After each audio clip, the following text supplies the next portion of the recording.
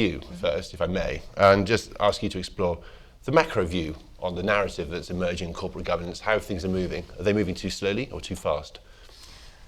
Well, it's hard to judge whether they're moving too slowly or too fast. It probably is good to give it some context, which is sort of 5 years ago, 10 years ago, you wouldn't have even been having this conversation in an open room necessarily.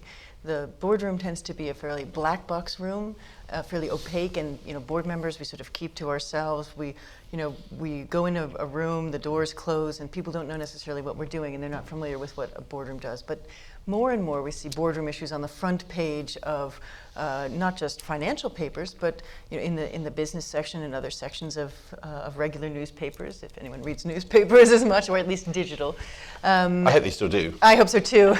And so one of the things that's happened is there has been more clarity, more transparency, more bringing of these issues out into the world, because for a long time we existed in something that was more like the cult of the CEO, where everyone thought the CEO is the head of the company and everything they do and say is what exactly happens. But who hires the CEO? Who fires the CEO? Who meets with the CEO on a regular basis? Who holds the company in check? And so it becomes clear and clear that we have to understand better what happens in this black box room. And that has been very powerful, and a number of things have happened to propel that. Social media actually has been a part of that, where issues start to rise to the fore and people think, who's making a difference, what should be happening about that, and we realize actually it's the boardroom. Board members are getting more and more held to account for what we do and what we say.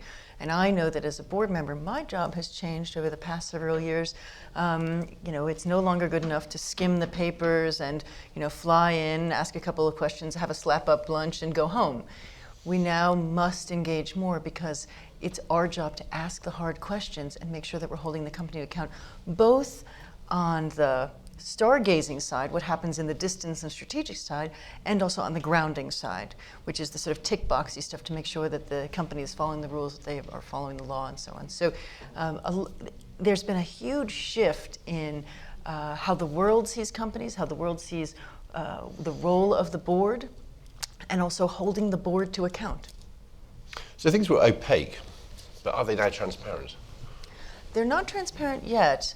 But what has been very important is that investors who have in their own right begun to think about things that are important to them, like climate change or diversity or any myriad of issues, they're the ones actually who help to push through change as well. Because what it means is if a large pension fund decides that they want to decarbonize their portfolio, then they have two ways of doing it. They can either just say, okay, we're decarbonizing, they just walk away from anything that they think is toxic of a sort within their portfolio, and all of a sudden there it is. And apparently, I was hearing last night actually here in Davos that someone was talking about doing that, and that they said that when they had decarbonized their portfolio by walking away and investing in things that were more within what they wanted, that not only had their portfolio stayed not just the same, but actually had increased in value. So that's a good thing.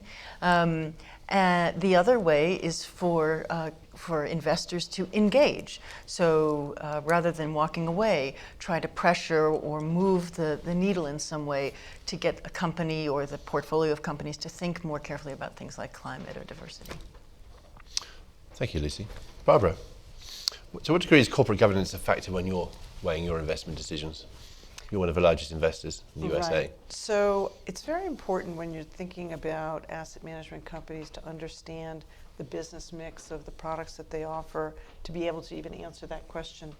So for example, at BlackRock, more than half, in fact, a very large percentage of the equity assets we manage are in what's called passive products or index strategies.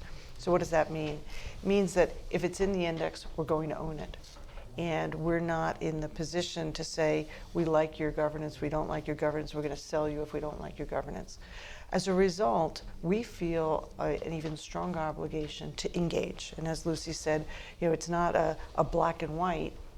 There's a very active strategy you can take, which is engaging with companies on issues that you have concerns about, asking hard questions so that you're not waiting for the proxy, you're not getting to the end of a process and then voting against You can always hold that card, but rather than take that as your primary approach, we've insourced all of the proxy voting, essentially. We don't outsource it. And we take engagement quite seriously. I think last year alone, we